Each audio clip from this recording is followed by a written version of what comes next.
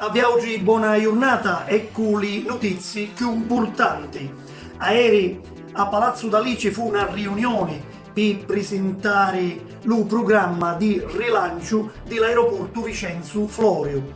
Lo presidente di Airgest, Salvatore Umbra, fece lo punto della situazione e invitò tutti i comuni dello comprensorio a credere con forza dalle potenzialità dello scalo giapponese.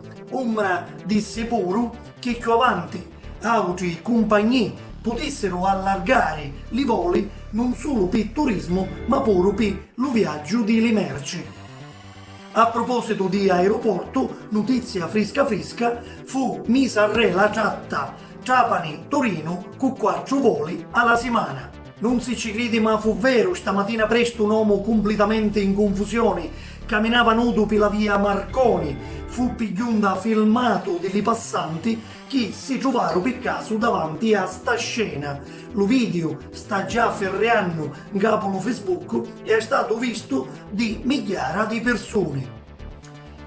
A Calatafimi si gesta cominciò a sera lo corso di lingua siciliana voluto dall'associazione Tipiche Sensazioni dalla persona di Rosario Vivona che pigliò come professori lo Castellamarese Peppe Gerbino. Ascoltiamolo alle nostre microfoni.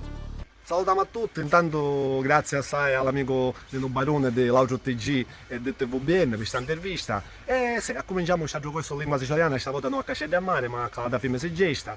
La cosa bella è appunto quella di fare questo corso con la voce siciliana di voce paese. Anche se è fatto a Calatafimi si gesta, è giusto dire che comunque ci sono partecipanti di voce paese della provincia di Trapani e quindi non sono solo Calatafimara, ci sono Trapanese, ci sono di Gibellina, c'è di Paitana e di voce paese vicino. Gaddero, sono contento perché c'è dello semplice operaio alla professoressa del latino e greco e quindi questa cosa mi motiva e mi impegna ancora più assai. Grazie assai all'associazione Tipiche Sensazione di Calatafimi si gesta, grazie assai allo promotore, a chi che bose con forza e sto corso, nonché l'amico Rosario Vivona di Calatafimi, mio amico e carissimo collega. Quindi che va bene, sono contento, cominciamo questa avventura e spero a picca degli andare tante seme a voce paese per fare sì che la lingua siciliana piglia l'importanza che merita da tutta la Sicilia. Grazie ancora, salutiamo a tutti.